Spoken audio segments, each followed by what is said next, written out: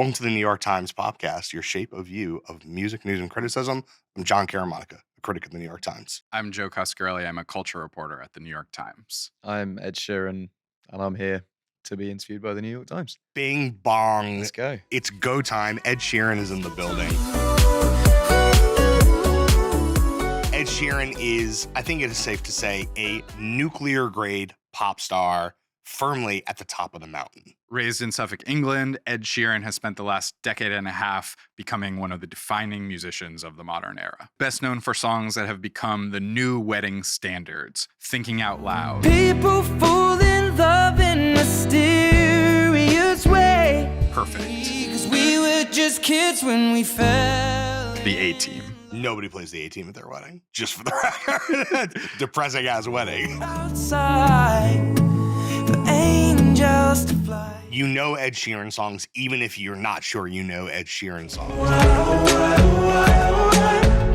I'm in love with you. Ed Sheeran might be the only artist who's worked with Taylor Swift, The Weeknd, Beyonce, Justin Bieber, and Meek Mill and Young Thug. What's made all that success even more remarkable is that it started with incredibly humble beginnings. If you ever saw him perform early in his career, what you saw is one guy, one guitar, and one loop pedal on street corners and in tiny venues, and took that all the way to stadiums. He's just finished a huge European stadium tour. He's got 2 small children. And a new album, Play, his 8th studio album, comes out Friday, September 12th.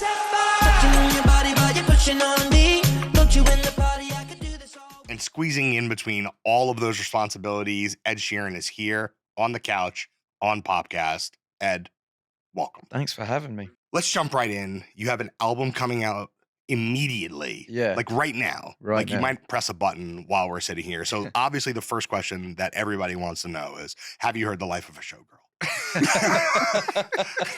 No, I haven't. I haven't. Have you? No. No. Have you Still heard? under But lock and mate, key. when I made Everything Has Changed for Red, Yeah. I remember someone flying out with like a padlocked suitcase yeah. to play me the mix of the song. Oh, So yeah. like that's how like under lock and key that Yeah. stuff is. I was surprised when she did the thing where she like went on the podcast and had it in the briefcase. I was like, that briefcase isn't even locked. yeah, like where's like, the there's just a padlock? latch Yeah, on it. like- that for real is a thing though. Yeah. That Yeah. actually is a thing. Oh yeah, the brief. Yeah, Yes, like yeah. they can't. It was like when iPods are a thing and came and you listen to the mix and you're like, cool, yeah. and then, And then is they it, do and back then into fly it. back, yeah. back on the jet. And that's 2012. So that's like you You can know, only imagine what Yeah, it's yeah, like yeah. now. Yeah. Anyway, I'm sorry. But you're here. Thank you for being here. Thanks for having me. Play coming out on Friday, yeah. and it's been quite a big build-up for you. Yeah, I felt like I kind of had to reheat a little bit because I Talk had. about that a little bit. Like, what was your plan coming in? You put out 2 albums in 2023. Yeah, I just made a lot of music with Aaron, and I wanted to kind of clear the decks, if that makes sense. I didn't want to like hold on to anything, and just wanted to put out the music that I'd made and move on to the next thing. But that whole campaign, because that album was like about grief and depression, the whole campaign around it had to like mirror the record. So it was quite a serious campaign. And the shows we were doing we play the album in full. I'd explain all the stories about the songs, and it was quite a heavy like year of that. And so with this record, I knew I wanted to have like a long lead into it, release a lot of music, and have fun whilst doing it. So it wasn't like, it didn't feel promotion-y. So all the stuff we've been doing has just been literally stuff I want to do.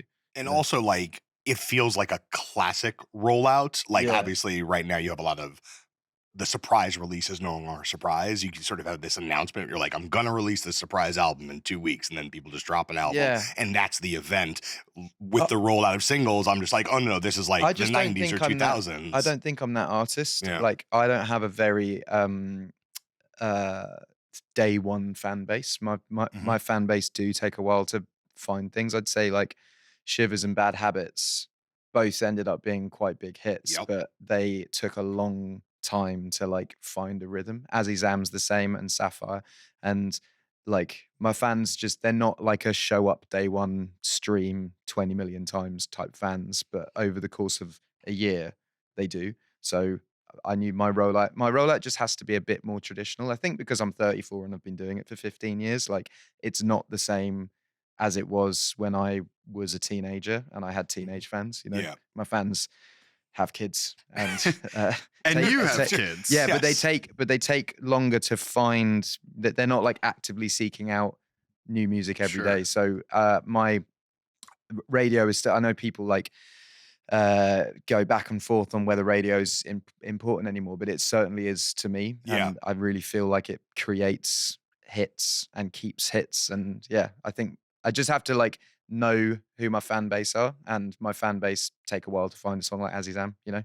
And is that something, so one of the things when we spoke a decade ago, one of the things you said to me that really no true pop star had ever said to me was how much you love statistics Yeah. and how sort of focused you are on that aspect of the business. And I wonder, is that what's informing what you just described? Like, are you still No, granular on the charts, granular on the streaming data, things like that? I gotta be honest, I sort of got over all of that, I'd say end of Divide tour. Okay. And I think all of that was linked to being a like quite unpopular nerdy kid at school who played music that everyone took the piss out of, and no one ever really thought that I'd be successful.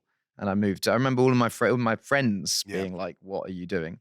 And then success starting to happen, and me getting obsessed with the fact that success was happening and it was getting bigger and bigger and bigger, and being like, "How far can I push this?" And I think that it's kind of like, I describe it sort of, you know, like if Usain Bolt sets a record, someone's going to break that record eventually. And I think he's probably got over that fact. But I think I was like, everything I was doing seemed to be working, and I was pushing it further and further. And I think after the Divide tour had broken the records and Shape of You had done this and done this, I think throughout, but maybe having children and stuff, kind of got to a point where I was like, cool, I've done it. Someone else is going to beat those records, but at least I've done it. And then you can kind of move on from there. But it does stem from, I think, any pop star's need for people to like them stems from school. Validation. Yeah, I think it stems from school, yeah. But also you seem competitive. Like you mentioned the Usain Bolt metaphor, and like if you tease that out a little bit, it's like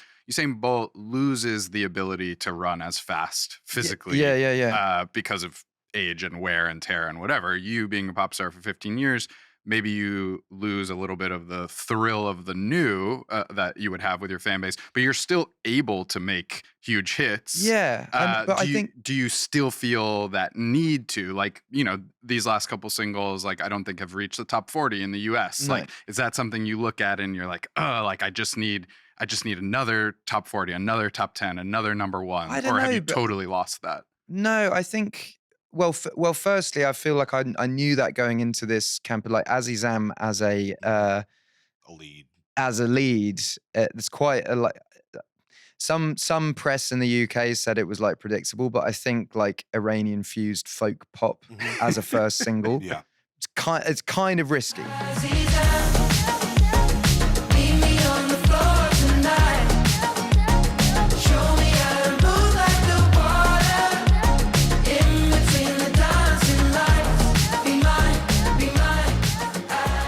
Kind of risky. Goosh, though. Yeah, exactly. But I felt that I kind of just want to touch new ground in my career rather than I don't know, travel over the same things, even if I know it's going to work. For me, the risk is actually the exciting part of it. And my read on it is not necessarily like chart positions anymore, but it's like, does it slap in the live show? How does it fit into the set list? Well, because that's kind of that is the end goal. I want people to come to the shows and love it, and it does, and it fits in, and people know it, and people jump around, and yeah, that's more of a measure of success for me now, I think. Yeah, I'm the last, how long has it been? 6 years since Divide Tour ended, has been a shift of, I have 2 young girls, I have a family, a wife, a home. Pop is a young person's game, and you have to really, really be in it and want it. And I've found myself stepping back more and more and being like, actually, I'm really valuing family. So I dropped off my kid at her first day of school today. Sure. I fit this Congratulations. Yes, thank you. mazel But like, tov. I've like fit this around. And whereas before, like I hung out with Alex Warren at Coachella, and Ordinary had, it's really, really having a moment at the moment. And he was like 16 hours a day, every single day. And I remember doing that. And I remember looking at that at Coachella being like, yeah, I'm good. I'm I'm off good. that. Yeah, Not I- for me I'm off anymore. Yeah, yeah. You mentioned on the first song on this album, we were talking a little bit before we started, you have a verse or two where you're rapping basically Drake timestamp record style, Jay-Z late period Well, I feature found it's verse. interesting you say Drake because I actually thought it was kind of like a singer-songwriter's version of Sicko Mode because there's a Uh-huh. beat switch A beat halfway through. switch, yeah. Um, And you're basically, In the Cactus listing. Jacks, by the way. Yeah, while you're wearing the Yeah, Cactus you Jacks. can, You're going through all of the headlines from Yeah. your life and career over the last 3 to 5 years.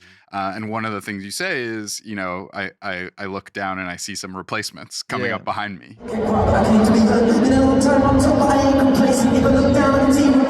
That's every year, by the way. Since I've had success, every single year there's always a new singer-songwriter. But we're in Ev- this moment where the male singer-songwriter is sort of ascendant again. You mentioned Alex Warren, there's Benson Boone Yeah. out there and a handful of other guys in that mold. Like, do you look at them and feel any jealousy if even now you're on No, the no. sidelines or competition or No, sort of like, does it get because this verse on opening the first song on this album, like it's a little bit chest puffed, like Yeah, I'm yeah, not yeah, done yeah. yet. Like you mentioned Usain Bolt, like you're like, So I'm there's here. twofold on the chest puffness. So the verse originally was a back-to-back with me and Dave, Okay. the rapper. Yeah, so there sure. was an element of me because his verse was chest puff. There was an element of me being like, cool, I'm gonna do Meeting the moment. yeah, my thing as well. But no, I found early on in my career, I remember having success on Plus, and then Shawn Mendes released Live for the Party, and Yeah. then suddenly he was the new The guy. singer-song. Yeah, and he was like 15. And I remember looking at that, being like, oh, like yeah, he's the next guy. And I had John Mayer come to a show around that time, and he sat with me backstage, and he said, when I was your age, people always said that one day there's going to be someone who comes along and does what you do but different, and they'll kind of like Take be my belt or my crown. sort of. But and he said, and all I want you to know is like I'm recognizing it's you, and I'm really happy for you, and I'm here for whatever you need. And I felt that from like Elton John as well. Like he's always celebrating new artists coming through, and I think from that point, I've always tried to embrace the new people. Like we sung that song, me and Alex. I know Benson. Like I feel like I root for any Your singer song. replacements. Well, yeah, but they're not because they have their own career. I think it's a bad thing to look at them kind of encroaching on your space because my space is my space, and people come to my shows, and if I can offer opening acts to new singer-songwriters coming through, then suddenly we're all kind of rooting for each other. And I don't know, I found it a lot. Like Capaldi's one of my really good friends. Miles Smith is now one of my really good friends. Like I had some like great moments with Tom Odell. Just lots of people coming through, Rag and Bone Man, and the people that I admired, from James Blunt to David Gray and Damien Rice, it's the same thing, and it's a kind of lineage of singer-songwriters. Like my first record was funded by Paolo Nutini and James Blunt having success on Atlantic. Yep. And I know that all the other singer-songwriters in some way have been funded either by record labels looking at either someone like Paolo Nutini or James Morrison or James Blunt or me or Ben Howard or Rag and Bowman or James Bay or George Ezra or blah, blah, blah. It's kind of a lineage of like each one gets funded. Allows the next person to take the risk, the creative opportunity. If you look at it like that, it becomes a community and everyone sort of feels happy for each other. Rather than fuck this new guy coming in and I see it as a lineage. I think honestly it stemmed from Elton because Elton's done it from the 80s really, and he rings people. He rang me up when my collaborations project came out in January 2011, speaking to me about Devlin. And I was just like, how do you know? And Elton is just on new music and really encouraging new artists. And I think that there's never underestimate I'm not Elton John, but I've had 15 years in a career, and never underestimate what just sending a message to a new artist, being like, hey, I like this song, like what that does. And one thing that struck me about that same song, and it's interesting to hear that Dave was on it originally, because you have throughout your career turned to rapping. You were rapping in the very beginning. You collaborated with grime artists. You played me a record that you did with The Game in like 2014 or whatever. Yellow Wolf. Like you've sort of found moments to both collaborate with rappers, but also rap yourself. Yeah. But I wonder, as a songwriter, what can you achieve rapping that you can't achieve with a traditional pop song structure? I think it's information, getting information in. I think when you've got a pop song structure, like Azzy Zam, if you look at the verses of that, it's very, very brief. Yeah. Like not many words. Not many words at all, but it's all about the melody. Yeah. There's two different sides of me as an artist. And one would be very melody and hook driven, and one would be very lyrical driven. Like A-Team originally was written as a multi-syllable rap. The A-Team, they screamed. Interesting. And I think that there are different ways of writing songs, but I do think that you can fit in more information with a rap. And I love flowing in and out and catching rhythms and fitting it and doing different things. But yeah, I find myself doing it less and less. And I think it's just because I was in the studio with Dave and there was a bit of like I want to show him that you still got it. Yeah. But is it also precisely. attitudinal? Because obviously the energy on this opening record, it's interesting that the subsequent 12 songs are like, here's beauty. Here's what it's like when you lose beauty. Yeah. Here's what it's like when you reclaim beauty. Here's what it's like when you marry beauty. Like then. But the first song is like, I've been through it. Yeah. It's like, I've been on some shit. Well, do you know what it was? Cleanse the palate. So Blake, who I made most of the record with, we sat down in October last year. That's Blake Slatkin. Yeah, to listen to the record. And it's the first song on the record is Sapphire. And it felt jarring to me to end with Autumn Variation sort of lives in its own world, but like to end Mathematics with Subtract, which is a really fucking heavy album, and then just go straight into like, hey, like it's really happy and dancey, and it just felt really jarring to me. And I was like, I need to have a link between the two. There needs to be like a bridge of that was this and this is now. Like, how did you get to Sapphire from Subtract? So that's what opening is. It starts in Subtract world, and then the sort of rap bit, I guess, is the bridge, and then the end of it. I don't know if you probably listened to it on a stream thing, but on the vinyl, it's all in the same key as Sapphire. So on the vinyl, it goes into this like sparkly world, and then Sapphire begins, and it's basically like draw a line, the day bursts wild and open, and then Sapphire begins. Because I do think Play as a whole is quite a like bright, sparkly, happy, celebratory album. But you had some stuff you wanted to get off your chest. Well, you first. just like, how did you get there? Right. Like that's what I kept saying. It's like what the fuck happened in the middle? Is it also that you want to remind people, like, I'm a human, I had these experiences, like I'm not just the guy who makes the hits that soundtrack your life, I also have I think my a little own bit arc. of that. Yeah, I think each one of my albums, I think it needs both. You've done a version of this before. I feel like Eraser, I think is that. I would say one on Multiply has like an element of that. Like one was all written about my first girlfriend, and one was like the last song that I wrote about her, and that kind of drew the line, and then it entered into Multiply, which is all about moving to America and stuff like that. So I've done versions of it. Tides on Equals was kind of like that. So yeah, and I think on all albums, I love pop music, and I mean, you guys know, I'm sure you've covered me doing pop songs before, but as you said, like sometimes you have to balance it with the heart and feeling. Like it's great having a song with loads of hooks and melodies, but I think an album needs balance, and I think opening is balance. I think a song like For Always is balance. I think, in other words, is balance. Slowly is balance. You need balance that isn't just, is this going to slap at a concert? Will we ever hear the Dave verse? No, but me and Dave worked on a lot of music. Yeah, and he's on here. He's on this album. At least He some background vocals. Well, so mate, he's a funny character because he does like, he's a nighttime session guy, and I'm not. So he would drive down to mine in Suffolk. We'd do an entire day of studio, and then he'd drive back to London, go into the studio at night, produce all the songs up, sleep for like an hour, and then drive back down to Suffolk. It's like a 3-hour drive to my house, but we did that for like a month.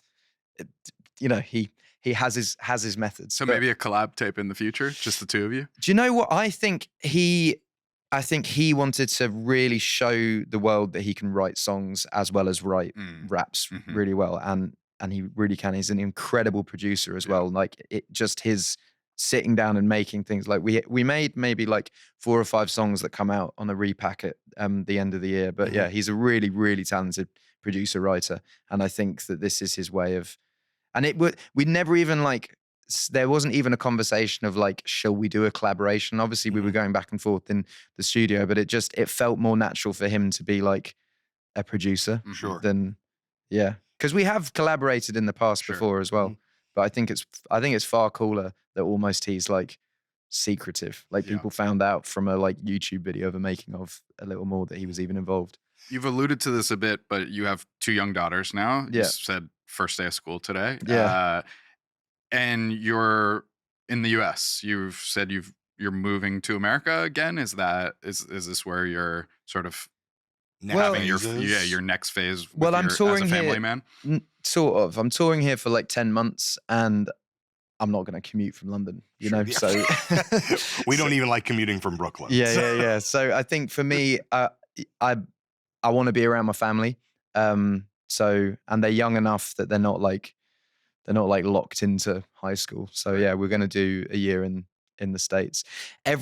British media are like so on Brits leaving the UK at the moment. They're just like, everyone's leaving the UK and living in the UAE. It gets overplayed. Oh yeah, and I'm just like, I'm going on tour. And mate, I lived here in 2023 and no one cared. Suddenly people care.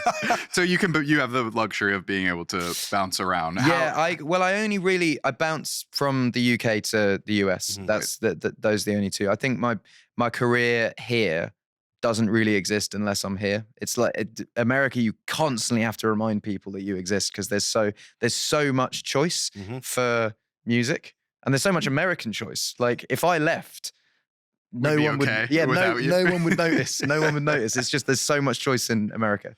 When we first spoke, you talked about how important it was for you to really feel felt in America. Yeah. Coming from where you come from, that felt like the sort of the ne plus ultra, like that's the top. But one of the things that you've done, I think, really effectively on the last 3 or 4 albums is you have collaborations with folks who work in other pop styles. Yeah. Like you mentioned Azizam on this record, there's Sapphire. In the past, you've collaborated with Nigerian artists and Ghanaian artists. And I wonder, on some level, is that an acknowledgement on your part that actually global pop is not what we used to think of it was in the 80s and 90s, which is just American pop and maybe some British pop. Yeah. But actually there are multiple global pop traditions, and you're sort of, as a thoughtful listener, are like, how do I get in on that as well? Like, and not simply be bound by the traditions that I grew up with. Well, I think it's twofold. I think one of it is growing up in the UK, and London is hugely multicultural. So that would be where, like, I'd say Afrobeat and dancehall, and you sort of It's grow just up around it. Yeah. You go to Carnival, it's just there. Totally. But also, I think being a touring musician and seeing that sometimes I think as Westerners we have this view that the West is it, when actually like the world is huge. And I think COVID really like localized everything. Like the biggest rappers in France are not American, they're French. The biggest rappers in Germany are German. The biggest artists in India are Indian. And I think that COVID localized everything, but it also allowed homegrown superstars to become bigger. And then there's also diaspora from every country, everywhere. So if you're big in Denmark, there's a Danish community somewhere in the world where you can then find So I think that the world itself is getting more global, and more stuff is getting heard. More stuff is like championed and cared about because people want to support their own, I guess. So so I find myself touring and just meeting more people through that. Like I've toured India, 5 times over the last decade. And every time I go back, I meet new people who introduce me to new things. And I went there in 2024 and I was meant to do a song with Arijit for like a Bollywood film. And then me and Arijit hung out and then we ended up working on Sapphire and blah, blah, blah. It all kind of happened quite naturally. Like it's less thought out than people would think. I think is it ever strategic though? Do you ever say, oh, my ticket sales or my streams are low in this market? Like it's the only place in the world where I sort of see a dip. Like if I go in there, embrace the local tradition and really tap in with people who Yeah. obviously you have creative kinship with, but is there ever a strategic element to Maybe doing an not. Indian record or doing a Persian song? No, because I've always sold tickets in India, and weirdly, I actually don't think, like, talking to people, I don't think people really want to hear Western artists on Indian music. Like, I did a song with a Japanese act, and I was saying, "Oh, shall I sing in Japanese?" And they were like, "Nah." Like, Japanese music fans that listen to Western music don't want to hear Western art. So also, you have to understand those nuances. But I think in terms of like collaborating with people, I think it's more promo looks. Like, I hadn't been to Mexico in a while, so I went to Mexico and we did pop up things in Mexico to, I guess, reheat the market. But I think me doing a song with a Mexican artist coming out of the blue feels weird. It would have to. I think if I was be in organic Mexico for a some while way. and then it happened naturally, then it Yeah. would feel natural. But all of those, like, talking about like Fireboy and Burna Boy and stuff, Yep. all of that happened like super naturally. That was like them coming to me rather than me going to them. How do you make sure it doesn't come off as touristic? Well, I think you've got to sort of researched about it, I think, and talk a lot. I spoke, even just working with Fireboy, I was like, he sings a bunch of his verse in Pidgin. And I was like, can I even do that? And he's like, oh, yeah. And then he was telling me what the bits meant. So I knew exactly what I was like singing. And then I think because the way that I did my verse was very British and me, but then you put that bit at the end with him, it all kind of like felt together. I think, like anything, if stuff is done without education or knowledge, it feels odd. And I think that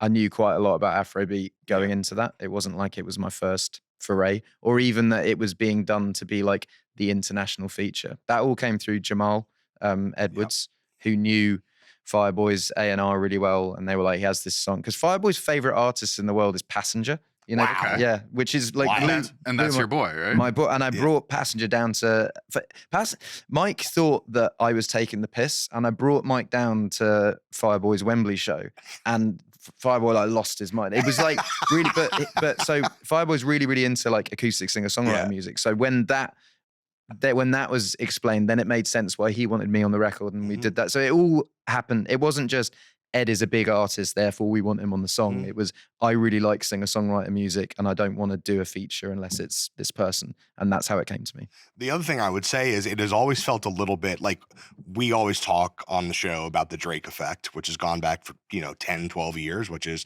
Drake is like, I like Migos, I'm gonna hop on the Versace remix, it's good for me. And also, it introduces everybody who likes me to this. Yeah. And I've always felt when I've heard these songs, there is some aspect where you're like, I know I have ears. I know that people are paying attention. And what's a positive thing that I can do with that attention besides sort of glorify myself? How can I get people who listen to me to also pay attention to Nigerian music? Well, also, you never know what's going to work. Like, you never know what's going to work. I feel Azizam's a big swing. It's a big swing. And if it misses, it misses. But it was really fun to do. Really fun to do. And it's been embraced by the Persian hugely, community. Yeah, hugely. That was the win for me. Like, my record label said going into it, they're like, we are going to struggle with this in America. And they did. They didn't lie. It happened, but it really, really worked within the Persian community. And I think that for me was the win. Do you have any misses? Or are you like where the community itself was like, keep that? And you're like, oh, I didn't do my due diligence here? I haven't had that yet, but I would say I've probably only done it like 4 or 5 times, and it's been like each time has been really I'd say the real sleeper hit was the Burna Boy For My Hand song. Hold you for my hand, hold you for my hand, over and over again. Yeah, my love is burning, babe. Feels like time is frozen and the night is for us. Like that came out and has just crept, and it's become like it's just in sets now. But yeah, I don't know. I've had lots of misses though. Everyone has lots of misses. Right, but I mean specifically and culturally when you're trying to sort of step outside of your comfort zone. I'd say a miss for me culturally was I did a a like charity video where I went to Liberia to raise money for comic relief, and now having worked with Afrobeat artists, there's just ways to do things like that. Like I don't know if you read about the Band-Aid thing at Christmas. They like redid Band-Aid. Oh, the Bob. Yeah. It's a whole thing. But I think like not musically, but I think like I've over time been educated on different things by. I think that's the thing. You go through life and you learn things. You mentioned your friend Jamal Edwards, who you lost a couple years ago, and this period of depression and the music that came out of it. Like, when were you able to turn that corner in your grief and the relationship between your grief and your music? I definitely had to sit with it for a while because he died, and then Cherry had her like cancer diagnosis, and then the court case started, and then mid court case, my friend Shane died like the first day as well. So it was like a heavy month, and then I went straight. Oh, and then I went straight into my second child getting born, straight into mathematics tour. Then Cherry had the operation to take out the tumor, and then the mathematics tour sort of ran whilst we were finishing Subtract, and then we went straight into Subtract. So I'd say it was like 2 years of like real cloud. For anyone who doesn't know, you're referring to your wife's cancer scare during her second pregnancy. Yeah. So I'd say it was like 2 years of cloudiness, and we moved back home and bed in there and got into a routine. And I think that probably creating this as well. I think also when you're sitting on an album or releasing an album that's all about the toughest point of your life, like you can't help but dwell in it. Yeah. And also, does that account for essentially the brightness of this album? 100%. Yeah. This is complete knee-jerk reaction of like, this has to be the like brightest Technicolor record that we can make.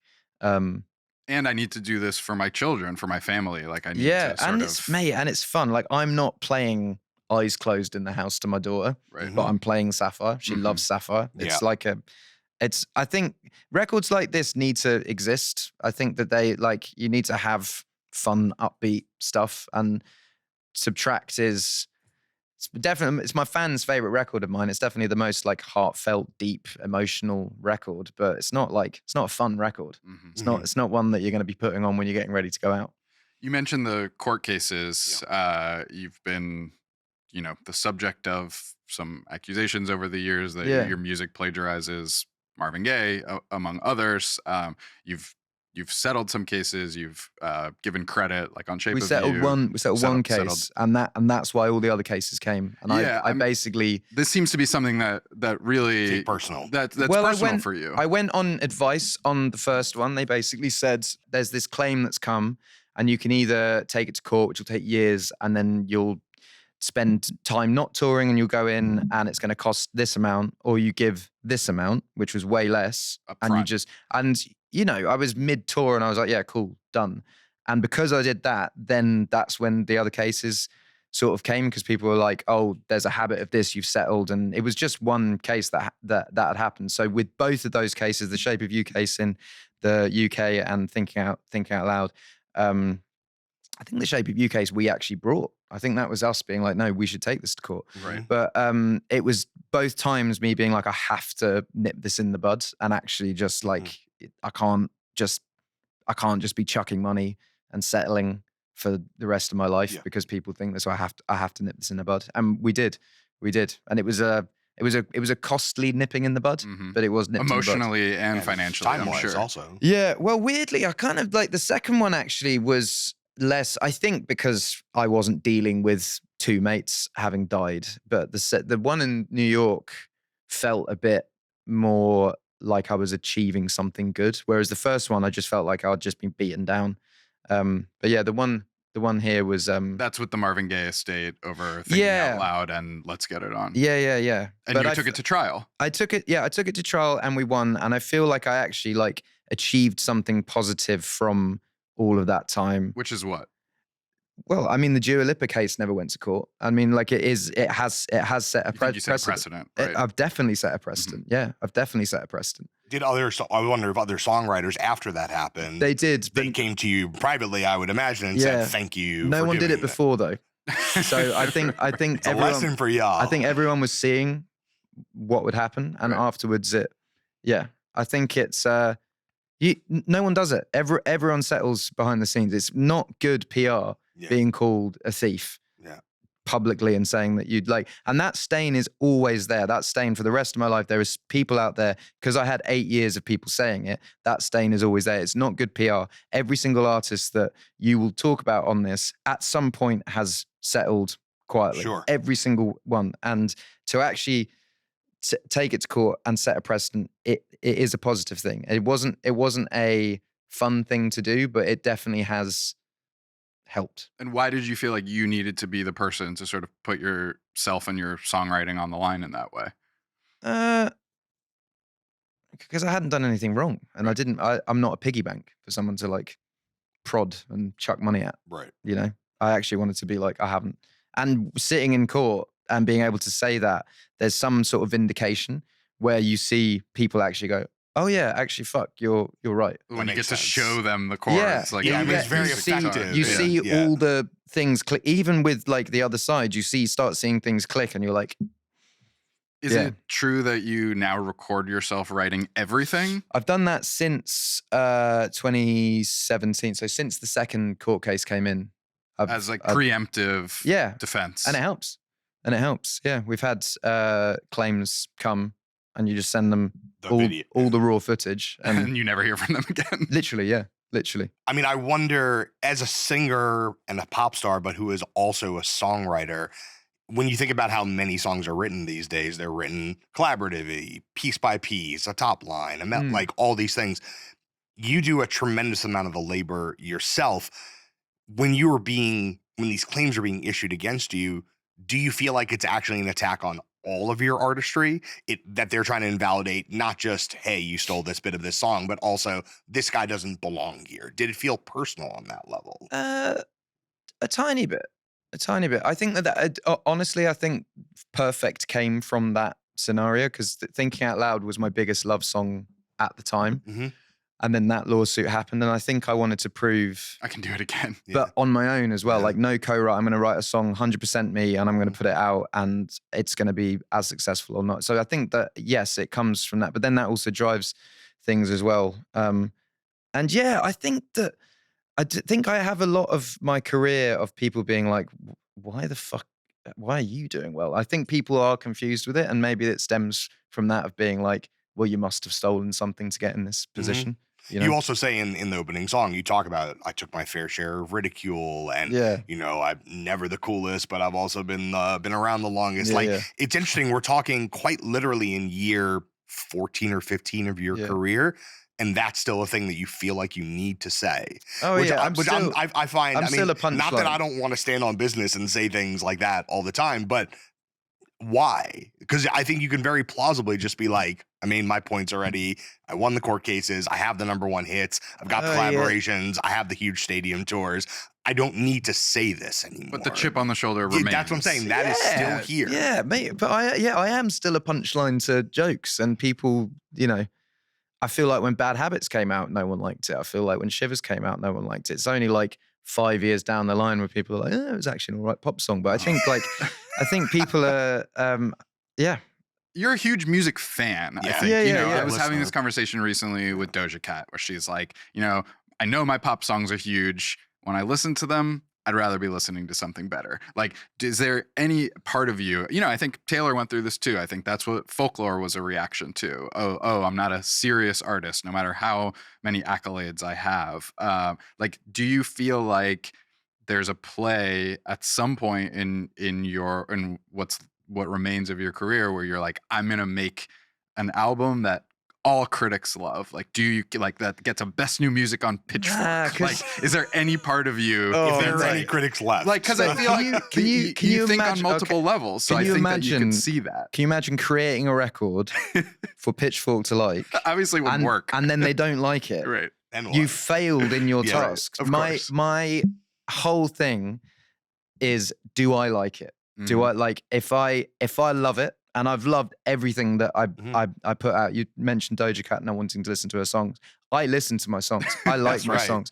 And if I put out a song I don't like and it does well, I have to play that for the rest of my life. Right. If I put out a song that I don't like and it doesn't do well, I'll always go, why the fuck did I release that? Mhm. You have to love your stuff. Mm. You have to. And you know, like Divide, I think Divide is a great record and it did really well and critics savaged it. Mm. So like, how am I, like, what am I meant to do to make people like my music? Or should I just make music that I like and carry on doing it? I'm still, there has never been a stadium that we can't do in the world globally. There's never been a time I've released a record and people haven't at least cared. Even if they don't like it, they haven't at least cared. Sure. So if I can still release records and people care, and if I can still tour, why would I want anything more? All that's convincing, and yet you still seem to have this little bug in your ear where you're like, but I'm still a punching bag, and I'd Yeah, like no, to... but I am. But Right. I am. But do you want Like, if it does to for- erase that, or you Nah. think it keeps you going in some way? I don't know what a fucking good Pitchfork review would do for me. I mean, the don't- Pitchfork No, thing no, is just a no. stand-in. Of Yeah. course, you don't need Pitchfork. They My- need Shout out our friends you at way Pitchfork. more than I you think- need them. But I'm using that as a stand-in to sort of, what would it look like for Ed Sheeran to not be a punching bag among music fans? Well, do you know what? I'm looking at Chris Martin recently, and I do think that, like, at some point you transcend all of it, and I think he is in Coldplay as a whole a transcend, because they were punching bags for years. Yeah. And Yeah. I'm a huge Coldplay fan. I grew up listening to their music. I would always tell him that he's massively influential Yeah, to me. speaking of that lineage. But they were a punching bag for years, and I think that there becomes a point in your career. Phil Collins definitely hit that point where you transcend it, and I Mhm. think that I'm not at that point yet. Mhm. Backstreet Boys, And it's transcendent mentally. yeah, Backstreet Boys are transcendent, transcending it now. Mhm. Like Britney Spears transcended. These are Yeah. people that in the 90s were not considered cool, but the songs like live on, and eventually the kids that are into the song, there'll be like a 5-year-old that's into Bad Habits. Yeah. In 25 years' time, they're not going to care. Totally. Even like What? Fleetwood Mac or Hall & Oates, or, Was music that Fleetwood was... Mac not cool back That in was the day? considered corny, like Really? and soft at a was time, very and centrist overly to me. commercial. Gives us all hope, doesn't it? Yeah, right. But I think you see this in other realms of culture too. I was thinking about it this last weekend with Djokovic at the U.S. Open. Like, Yeah. I remember when Djokovic used to get booed at the U.S. Open, or certainly not rooted for, but you stick around long enough and people are like, this guy, This is it. we know him, we love this guy. Yeah. Like maybe he's a villain, maybe he's what not our taste of a player, but like he's 38 and he's still here, and Yeah. now we give him his flowers. I reckon there might be an element of that eventually. You just kind of got to outlast it. It does remind me of something that happened, and it's a story I've told to Joe a couple of times over the years. But when we spoke in 2013 or 2014, we were in Texas and we spent many hours together and played a bunch of music for me. And like I'm sort of like wrapping up at the end of the day, like tape recorders off, getting ready to go back to the hotel, and you sort of like pull me aside. You're kind of like, can I ask you a question? And then Do you know where he's going with this? Do you remember this at all? No. No. I don't Okay. remember I remember the day really well. I remember Sure. we went to barbecue and all went that to sort of barbecue, stuff. we're at Austin Limits, and you're like, do you rate my music? And I thought that was a baffling question. And for those who don't speak British, that means, do you like my music? And I'm literally like, I've just spent the entire day talking to you, like, hopefully, like, sincerely and with curiosity. And also, I wouldn't have gotten on a plane if I didn't. But I thought it was strange and weirdly refreshing that you could entertain the idea that a person wouldn't like your music. Mostly when you talk to someone at that stage. Most British journalists are that though. I have and I get on with all of them, but I know they don't really like my music. Yeah. And it's fine. Like, you're fine with that. But that's yeah. what Everyone's here to do a job. Dude, it is not pray for me out here. Like I've just finished a tour. We played to 10 million people. Like it's not. You're not, good. I'm not. Yeah. There is part of me sometimes that is confused with the narrative. Like the narrative around Azizam being like a predictable pop hit. I was like, No, that's where has that come from, or is that just sort of like journalism where it's just copy and paste? But yeah, I'd say like. Journalists are journalists. Everyone has to do their you were job. sort of. So the question was more like, are you here just doing the job, or like, do you actually do you see the vision? You fuck with the vision. Yeah. Yeah. Okay. That was. But John, I will say I've always loved you, and I've always loved your honesty, because I have dipped in and out of this Popcast before, and I do Appreciate I do actually respect the honesty. Even this interview, I feel like there's no fluff about it. I feel like you guys are actually That's the goal. Trying to see you eye to eye. We're Yeah. trying to also turn this space, which people I think often mistake for a space of just people hang out. Like you sit on a couch and you hang out and nothing important happens. And we're like, but what if something important happened? I like what it. if we had a real conversation? Yeah. So thank you. Thank you for being game for it. Yeah, also. and I know, and it's the other reason I think it's interesting to speak to you about is like not every artist can see both from inside and the narrative. Like you, I can tell instantly from the way you talk about music, the state of pop, your own music, and how it's seen. Like you can view it from multiple angles. Inside you and have outside. some self-awareness. You see the playing field. A lot of artists don't like to see the playing field. They only want to exist within the helmet. Yeah. You know, but you seem to have a savviness and of an observer and a close listener. So I think it's always interesting to speak to someone at your level who can also see the level that they live at. Yeah. It's not that journalism or criticism is perceived as adversarial, but it's in the current climate, it's distinctly non-promotional. Which I think can be hard, especially for a lot of younger artists who grew up in a pure promotional environment, to understand that a conversation like this can happen. Yeah. But you knew it was very clear from, it seems like day one, that conversations like this were going to happen. They were an inevitability in a way. Oh, yeah. I think for me, not necessarily from day one. I remember being really heartbroken that the NME didn't like my music because I had a subscription to the NME as a kid. And I remember being like, I like this magazine. Yeah. Why don't they like me? Like And me. they were like really mean. They did like a full-on online hate campaign. One of their specialties. Yeah.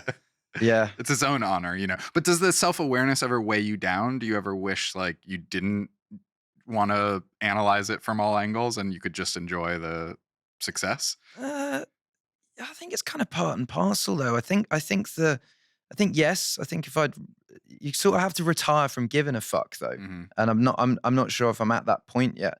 Yeah, I think that to be in the top echelon of pop, you have to be, you have to want to work hard. You have to, like, if I didn't give a fuck, I wouldn't be here. Sure. Yeah. I probably wouldn't even be in America. I'd just be like, oh, I'm gonna Just drop the record and tell me how it does. Yeah, so you have to like, and I still really care that people actually hear this music. And as I said, like, to be in a space where like people come to shows and they care that your album's out. Like, I don't want to release an album into a void and no one knew it came out. I want people to at least like listen to it, form an opinion, and yeah. Do you think you're helped, that it helps keep your feet on the ground, that so much of your circle and even your wife are people that you knew before fame? Yeah. That seems like a crucial ingredient, especially for essentially a child star. You became famous as a teenager. Like, that's really hard on people. It's interesting you say that. But people who I think have some tether to their life pre-fame, like that seems to be something that's been important to you. Is that accurate? Yeah. I really feel like I've got a core group of friends that have been the same since I was 11. Maybe even younger. Like the guy, Josh, he's actually in town at the moment. He tours with me, but I've known him since I was like 8. And it doesn't really, there's no one new in there unless someone gets a partner and blah, blah, blah. It's like the same group of people. And I trust all of them implicitly. And yeah, I think it's important. And people, they tell me if I do weird shit, and they will like, in a different way to the honesty with like music critics. I think honesty from friends comes from like a loving place and trying to help. Whereas I sometimes, obviously, like critics are just critical of the thing that you've made. Right. But I think as a human being, it's good to have people in your life that will like call you out on things. So you're not surrounded by yes men? No. No. kind of the opposite. Really? You're surrounded by no men. Yeah, well, I sort of feel like I lost a bit of confidence in my music because I write so many songs, and like my management or my label, they know the sort of level that I should be at. And for songs a 9 out of 10, they won't say it's good, even if it's a 9 out of 10. So when did you lose that confidence? I think when I stopped, I'd say from 2011 to 2019, everything I put out worked. Everything. I'd release it, it would go platinum. And I think when that stopped happening and you start going, wait, do I know? Do I kind of know?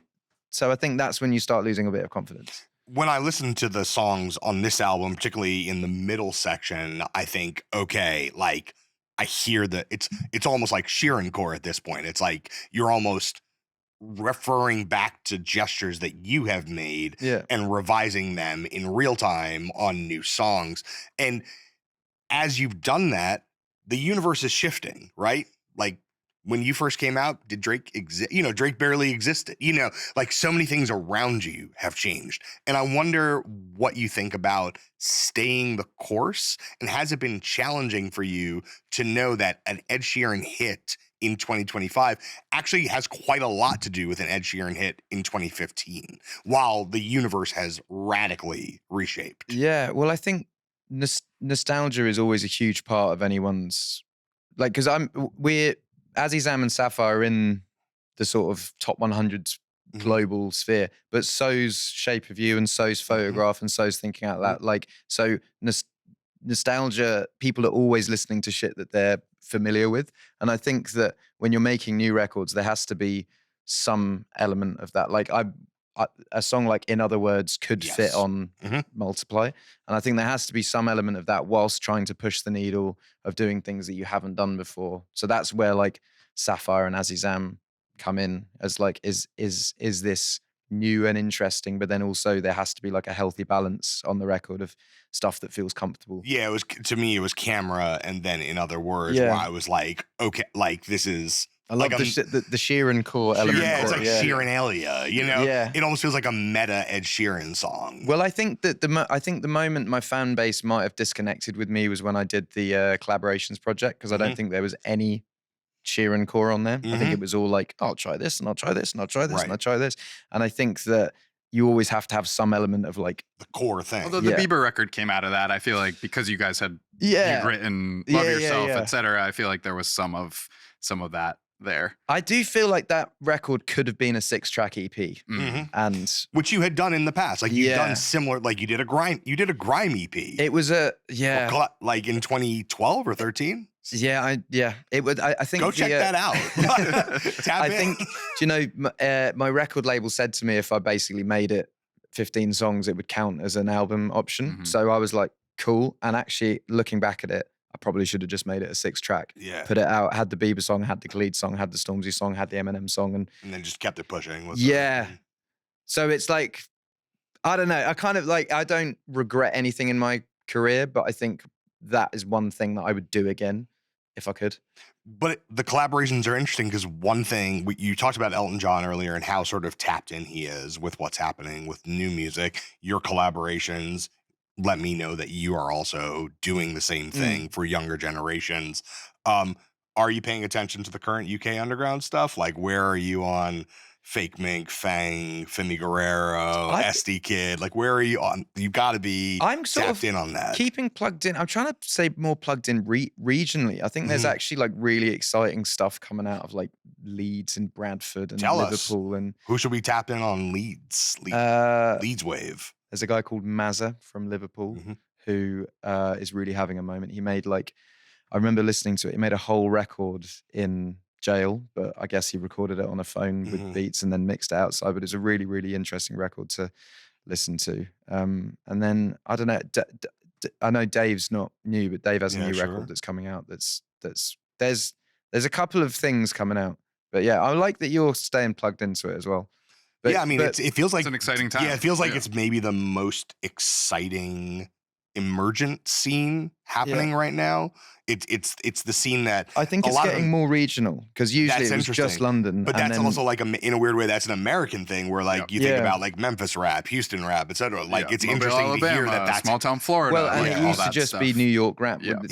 So I think it's happening, and there's so many stories over the UK, and everyone also. The UK is small, but each place has its own different slang and dialect and accent. And So we're gonna hit a couple questions from our lightning round. Cool. You'll pull a card. Each card corresponds to a preset list of questions. Popcast question from our questionnaire. Sweet. Some of them deep, some of them playful. Great. But you take your pick. Okay. 8 of, is that clubs? That is clubs. Okay. we kind of talked about this a little bit already, but I think it's worth diving into. What sparks your jealousy? And if it's not, songs. I was gonna say, if it's not Yeah. the success of an Alex Warren, what is it? It's a good song. So good songs. What was the last one that you heard and you're like, fuck? Sky Newman, Family Matters. Have you heard that? No, I don't I'm know. gonna get on that. My God, that song's amazing. Really? Yeah. Aaron Rowe, Haymar. Have you heard that? If you can check these out. Yeah. But yeah, Aaron Rowe, Haymar, and Sky Newman. I don't get jealous in a way. I get jealous in a wow, I'm inspired way. Motivation. Like I need to like go in and step up my game sort of thing. Yeah. What about personal jealousy? outside of music or career? I don't know. Actually, I don't know if I get what as in jealous of someone else in my position or jealous of another just another person's life, their success, I'm jealous their of family. Are you jealous of privacy? Yeah. I'm jealous of my friend's normality. Yeah, I'm jealous that my best mate can take his daughter to the park and push her on a swing, or take her to Disneyland or a zoo. Or I'm really jealous of that. Have you considered shutting down Disneyland so you could take your But then that in itself is weird, and then your Takes away the magic. kid kind of grows up being. You have to wait being in line to appreciate the ride. Yeah, I think. I'm definitely jealous of normality. And I know that it's a trade-off that happens, and I know that my friends are jealous of me for having wealth and success. So there is a trade-off of the grass is always greener on the other side. But Is it an open conversation between you guys? Yeah, totally. And I think they can see how difficult it is to mourn things with my daughters that I'll never get to do. Yeah. In the same way that I can recognize difficulties in their life as well. Pull another card. Cheers. 9 of spades. 9 of spades. Sorry, I'm not like a big card. You're not a card guy. Right. No Vegas Dan, tables for you. You're really picking. No, I've done them. I did actually. The last time I went was with Mayor after I went to go and watch the Grateful Dead show that he was at in. the Sphere? Yeah, and we did a bit At of blackjack. Sphere. Sorry, just Sphere. Just Sphere. Yeah, Sphere. You played some blackjack with Mayor. We played some blackjack, but I think he was kind of taking it a bit more seriously than I was, and eventually I was like, I think I'll just leave you to it. Yeah, he's a very focused guy. Very leans in. Okay, you're picking intense questions. Spiritually, you're aligned with our lightning round. What usually makes you cry? What's the thing that's the easiest path to crying? Probably something linked in with Jamal. It was his birthday again recently. I'm in touch with his mum and sister most days. So something like that. Just because that's such a that is just a heartbreaking, sad story that there is no light at the end of the tunnel. It's just really sad. So yeah, I'd say stuff like that. And I don't think that when you lose people like that in your life and it's that sudden that you ever really get over it at all. I think it's always there. So yeah, I get that will make me cry quite a lot. Is it creep up on you in unexpected moments and ways? Yeah, I think it does. Mostly the days that are eventized, whether it's his birthday or the day that he died, or I find myself just going back and watching loads of the videos that he made and kind of having nights where I'm just on my own and do a deep dive. But yeah, feel it. Yeah, let yourself feel it. I think it's good to feel it. I think it's bad to block it out and pretend it doesn't exist. You have to allow yourself to feel it. Totally. All right, pull another card. Maybe you'll get a fun one. Maybe he doesn't want a fun one. I feel like this interview could be 5 hours long. Yes, if you want to stay. 3 of spades. 3 of spades. What the hell, man? Another one? Unbelievable. Great. All right, maybe you answered the question also a little bit already. What do you do when you get lonely?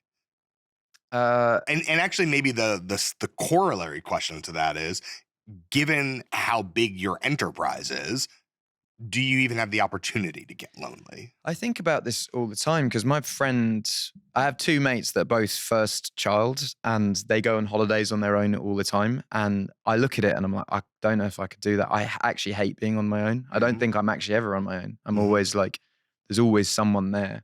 Even if I'm home, there's a security guard there So I think I'm terrified of being lonely actually. I think that is definitely a thing. But maybe that's growing up with a brother And he was always there. And then I moved out of home and I was always with someone or staying at someone's and then going on tour. And I was always, I find it also difficult to be in one place because I think my entire life has been on the road. In motion. Yeah. So, But you can be surrounded by people and still be lonely. yeah. Big spill. Yeah. Yeah. No, I'm definitely. just I saying. think I think that's more. I would say I feel more lost than lonely Mhm. if I'm surrounded by people and I'm kind of like no one really is in sync with Mhm. how. I'd say that's me feeling lost rather than me feeling lonely Fair or enough. like not heard or something. I don't know. But All yeah. right, let's These pull are two deep. more for Fucking hell. a full Yeah, hand. I know you really. until you this get a is funny question. Okay, King of Diamonds. King of Diamonds. Okay, fine. Jeez, what a relief. What is? I'm gonna say it's movie or album, but I think album's cheating. What's a movie that you know front to back? Goodfellas and Okay. Love Actually, I'd say are the two that I watch. the Those are most. the two Actually, sides of your yeah. personality. Yeah, totally. I watched Love The Actually. rapping and the singing. Yeah. I would say that I'd say there's an element to my music that is very Richard Curtis movie. I think Okay. that the Yeah. British heart, love. Yep. I think, yeah, it's very, It's Christmas. yeah. And I don't think there's a single element of my music that's like Goodfellas, to be honest. But I don't know yeah. these bars on the first track. Well, yeah. I bought the knife from the first scene of Goodfellas. Did I you? got it from Wow. Prop At Store. auction? Yeah. Wow, like the actual The actual one. Yeah. incredible. I tend to like. I was meant to just only buy movie props on my birthday, and then like the prop store place every now and then will be like, "Hey, we got this if you want it." They're like, They know. we Yeah. got something you might like. What else? Or give us your top 3 movie props you own other than the Yeah, I Goodfellas need knife. to know, like Rufio's sword Incredible. plus Pan's outfit from From Hook. Yeah. what? Wow. Yeah. Where it's just like in a display case. It's in my house. I wore it for a bit because I was like, and then I was like, "Is this disrespectful to wear this? Should I put this in the case?" So it's in a case now. But Incredible. I mean, it's not like the Queen's best. Yeah, it's Hook. You know, It's fine. Hook. It's like- playful. No, yeah. but man, that for me is like my favorite Robin Williams film. And it's like That's the ultimate What to else? I bought the Jumanji set, the original one. Like the board, like the board board game, with yeah. the pieces. So Uh, real Robin Williams core. Yeah, real Robin Williams core. Is Oh, that and I your got- guy? That's your guy? Yeah, Robin Williams is my guy. Yeah, I What else would you like? That's cool. Oh, the bear from Artificial Intelligence. You know, AI. Wow. That was actually a gift. Where do you even buy these? I wouldn't even know. He has I know, a plug. This Obviously, is what I'm saying. Like, they I know know, he's their I guy. know where to I got a buy plug. everything. The one- and I don't know actually, where to buy this. The ones that I've been getting for really good value are my favorite and this will show you the type of person that I am. Go in. My favorite Batman film is the Batman and Robin film. Wow. Because all right. I was like 6 when that came Yeah, out. that's and it's crazy, though. Same for like my favorite Star Wars film is Phantom Menace for Okay. the same reason. Yes, Sure. Also crazy. But because no one liked Batman and Robin, You could get you could buy the all whole those, set. all those costumes are like pretty cheap. I just Wait, bought, is that the nipple suit? Yeah. Is that in the house? That's in the Yeah. crib? You might want have to try. the You might Batman wear that nipple one suit? around. I think I just bought Robin's Wait, is outfit. it? Maybe. It's you it's and the Clooney, wife. right? Yeah, it's you Clooney. might wear the Clooney. Batman nipple. You know. Well, I've got Batgirl as well. So you know. Incredible. wild time at the Sheeran household. Yeah, just like Incredible. what they Wow. call furries. Furries, Just like the yeah. opposite of furries. It's cosplay. It's superheroes. It's cosplay. No furries in this house. First of all, no kink shaming on podcast. No kink shaming. This is actually a more revealing question than the deep ones. He's like reaching for the card. Yeah, no, 9 of diamonds. All right, All right. 9 of diamonds. Oh, okay. This is actually, I wonder, this is a good question generationally. How many people's phone numbers do you have memorized? None. Not a one. 0. Maybe my dad's mobile number, only because it was the same as our home number as a kid. Mhm. Um, But anything after that, time-wise, just you never had to memorize it. yeah. I kind So of. you'd be lost if the phone falls. if you just stranded on the streets of New York, you'd be lost. Yeah, I haven't had a phone for a very, very long time, and if I don't take my iPad out with me, I am fucked. All right, And you're no smartphone guy. no smartphone guy. Oh, wow. And my wife was playing hockey somewhere in London, and I thought I knew where it was, so I drove from our house, Mhm. and then I was like, I don't fucking know where this is. The car didn't have GPS. Yeah, it was like an older car. I didn't have my thing. So I just found myself like stopping on the street and asking people. And people kept looking at me and being like, Yeah. Yeah.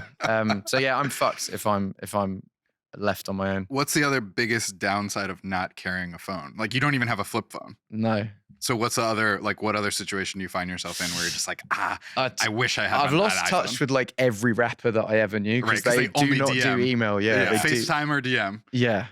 So I'd say 2015, I was in touch with like everyone from Game to Weekend to fucking whoever. And then when I got rid of it, it was just like, well, I guess.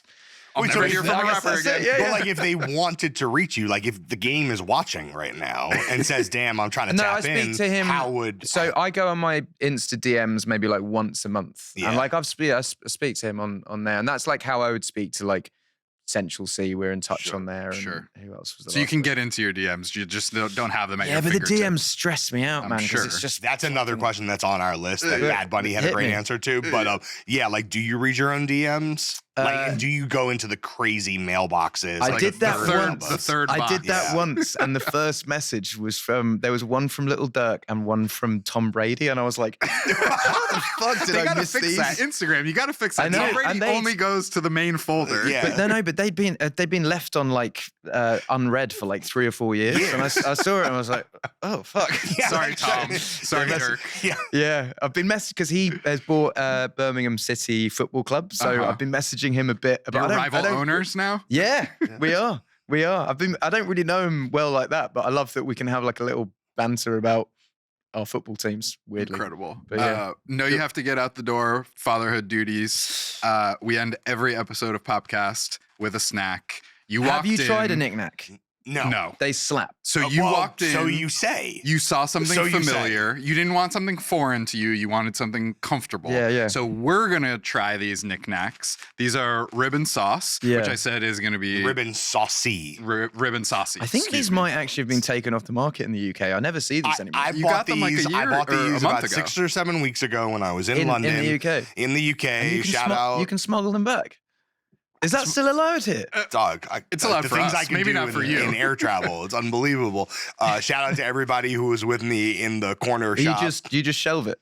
Don't. First of all, you want to talk about kink shaming? that's rude. They said when we saw this, they immediately grabbed it. I was out to dinner with a few music writers. We went to the corner shop afterwards. They grabbed this and they were like, "You absolutely have to try these." I literally have no idea what this is. Can I you read describe? you the promo? Okay, you read the promo, then you describe what you believe we're gonna experience. All right, so this is knickknacks. Knobbly, wacky, sticks of corn. Those aren't Knobbly. even words. I don't know knobbly. Intensely tasty, unusually knobbly. I think What the hell is knobbly? I think they're akin to Cheetos. I Okay. think. Okay. I think. But mate, What is knobbly? well, Cheetos are a little bit knobbly, aren't they? No, but literally, what is define knobbly? Literally, like, So like your knuckle, that would be knobbly. oh, knobbly. okay, Knobbly. gnarled. No, just like like little Like a little, Cheeto. little bumps. All right. Places. Oh, okay. Yeah, Okay. I'd say they're akin to Cheetos, but I'm not trying to rag on American food, but No, Sounds like you are. there are laws in the UK of what you can and can't put in food. All So right. I would say They're working on that now. I'd say here. they're a little bit more. Do you know that apparently McDonald's fries in the UK have 3 ingredients: Right. potato, whatever the Oil and fat, salt, and yeah. salt. And here there's like 100 ingredients Yeah. in them or something. And like they that. also took out. They took our beef tallow from our They did. American McDonald's. I do fries, want to say so. those other 97 ingredients are delicious, though. So yeah, I don't know what y'all are missing out. All right, let's eat some knickknacks. I see what you mean. They're just Cheetos. Well, So- I mean, they taste better than Cheetos. All right, so Wow, I've all always right. thought I wanted a steak flavored Cheeto. Ribbon saucy. That's our rap duo. Oh, jeez. Yeah. Me and you. I haven't had Who's one of these in rib? ages. Which You one's tell me. Oh, Yeah, come on, dog. that takes me back to my childhood. First of all, this smell for. Oh my god, It's good. that bangs. It's a barbecue flavored Cheeto. All right. It has the vinegary, kind of like the high. Try it. Not They that have much. They not that have much another vinegar. one called a hot and spicy. That, Okay, so that's like a Well- flaming hot. Yeah, but they're not that hot. Not as hot as a flaming hot. All right. No, flaming hot Cheetos. They're Legit hot. you know This what is good. I'm really Really excited good. about that we just don't do in the UK. Spice. No, Sunday football day. Yeah. When I used to be here, and like it was the only time Bud Light ever tasted good. Oh, Here, yeah. take it back. You got it. You're a Titans fan. I'm a Titans fan. What's up with that? I know you lived in Nashville. I lived in Nashville. I went to Walmart when I got to Nashville, and I bought some pajama bottoms. And I got home, and the person I was with was like, "Oh, you're a Titans fan," and I was like, I guess I am. "Yes, I am." And yeah, it's just been that. And I feel like Titans are like Ipswich, my hometown soccer club, where Lovable losers. yeah, but they're gonna have their day. And when they have their day, people like me will go, "We fucking told you." Yeah. This is why I stopped Actually- caring about sports when I was 14. Yeah. I don't have this kind of patience. Our pal Jelly Roll put up a Yes. story this Big weekend Jelly. I saying, love that guy. Titans fans, like, it's our time. I know we had a couple rough years. Like, we're looking It's at our things are time. looking up. I believe it. I met Jelly Roll with Yellow Wolf back in the day. I bet you did. I can only imagine what Yellow Wolf and Jelly Roll were doing in 2012. I'm gonna eat one more of these because I think they have more. They have They're more good. nuance than I expected. I think it's wanna a strange Can- flavor. Can I? It's a all right, strange Can I flavor. talk about texture for a minute? 'Cause I like the good. texture. It's airy. It less collapses greasy than into a Cheeto. dust immediately, and then it becomes mealy in a way that I don't find unsatisfying. But to me, I wouldn't say it's a. Forgive me. For England. Forgive me. I wouldn't say it's a terribly elegant snack. No. I mean, it is like but most I of would our say snacks I have- expired. I have two modes in the UK. If I'm eating, it's either like proper, let's fucking scum out, and Yeah. we're having a dirty kebab and That's some of me. that, and blah, Yeah. blah, blah. Or it's like an elegant meal. Yeah. Okay, well, There's no- scum out is now the name of our snack segment. Yeah. If you're gonna get arrested for stealing a horse, you might as well fuck it. You know? Big spill. Big spill. Never heard that one before. All right, out of 10, I feel like you're going 10. Are you going 10 out of 10 on these? On the snacks, 8. I wouldn't say they're the He's best an crisps. honest guy. It's I'm a not, solid 8. I've not said the best crisps in the UK. I think the best crisps in the UK, honestly, we have a supermarket that's like, this is what me and my wife bang on a daily basis, is that actually could be taken out Yeah, of it does. context. And not that No, one. we eat a lot of them on a daily basis. Do you know what Tesco's is? Yeah, of it's course. kind of like, Yeah, what yeah. would Tesco's equivalent be here? Whole There's a Foods, shop. maybe? The shop, but it's Tesco's. It's like not not quite as Whole- yeah, fancy yeah. as Whole Yeah. Foods, like a ShopRite or Gristedes But in they New do York. a crinkle cut crisp, and it's called Tesco's Finest. Mhm. It's house brand. Salt and vinegar. Salt and vinegar, crinkle, Fucking house hell, brand. man. Okay. I would smash like 4 bags of them in a row. Okay. I think they're the top tier. Right. crisps. So that's a 10 and this is an 8. Yeah, maybe a 6, you know. Ah, all right. Maybe You're a coming 6. down on the This knickknacks is after honestly- some big talk. I want to be honest. Like, it's actually really refreshing that you don't feel culturally that you are forced to say that this is a 10. I think that there's a lot of things in the UK that I would like stand my ground on and be Uh-huh. like, you have to love, but you know, there's also some cuisine in the UK. Someone pointed this out to me the other day, and they were just like, it's just like mashed potatoes and then like a sloppy thing, and you're like, Yeah, hard to argue. When I lived there, famously, I struggled with the cuisine adoption because I Yeah. couldn't quite get past that. I think thing. because you're going to the wrong places. Well, I think next that- time you let me know. Well, London's interesting because I actually think some of the best food in London is Indian. but blends of Yeah. cultures. Yeah. But yeah, certainly Indian. But I Shout think out to Shoom. amazing Indian food again regionally. If you're traveling around the UK, fish and chips, you're going to get regionally great. Yeah, if you are going anywhere, like if I'm coming to America and I go to the capital city, Yep. you'd be like, that's not the place. If I'm Sure. Washington No, ain't of the place to course. get this, and Yeah, this. yeah. It's the same in the UK. Like London is great, but if you want a real experience of the UK, Yeah. get trains to Birmingham or Manchester or Liverpool or wherever. I'm going to say 6.5. I like them. They're very interesting. Never had anything quite like it. Would eat the rest of the bag. I'm a 6.5 out of 10. I Yeah. feel like If you I feel like I'm high, like climbing up a sand hill, and like the 10th or 20th would wreck me. So I'm gonna go 5.5. I'd be interested. There's multiple flavors of this thing, though, or this is just I think there's 3. this is the canonical flavor. I think I don't know what canonical means. Yeah, it's the one, the definitive defining one. flavor. Oh, the right. definitive one. Nah, hot and spicy, I think, is the definitive one. Okay. It depends who you ask. It's kind of like Doritos. Sure. You know? There's like 2 canonical yeah. Doritos flavors. What would be Well, now- canonical? now I'm 3. learning Now words here. 3. This is good. Now 3. Now 3. Right. The purple bag has Purple bag entered, has become entered the canon. villa. Yeah. What's the purple bag? Spicy sweet chili. Right. It's I regular. always thought I'd get then a call Cool from, Ranch, then spicy sweet chili. Doritos I did mention them in Galway Girl. I always thought I'd get a call from Yeah. them. It's not too late. Yeah, it's time. It's literally not too Doritos. late. Where was my call? Ring Dang, me. Ed's Yeah. line. We could do this for hours. I'm confident. We honestly could. This would be really fun. Get on our Twitch stream when we have a Twitch stream. You'll come and kick it with us. Yeah, we'll do 24 next time. I'm honestly. We'll go I'm- from 1 to 24. I'm round the corner, so anytime you want to do this again. Pull up. You want to pull up for the Yeah. end of the year episode? Yeah. Fuck yeah. Let's do Let's it. fucking go. Yeah. Yeah.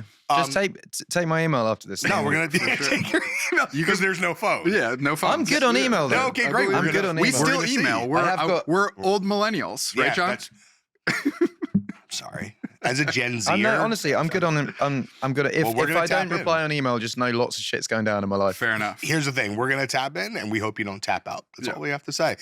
Ed, big thank you. Thank you to everybody in the room. That is our show. Every Popcast ever is at nytimes.com/Popcast. You can get us on YouTube, TikTok, Instagram, any deviant social platform you might be curious about at Popcast. We'll be back next week. I don't need a camera to capture this moment.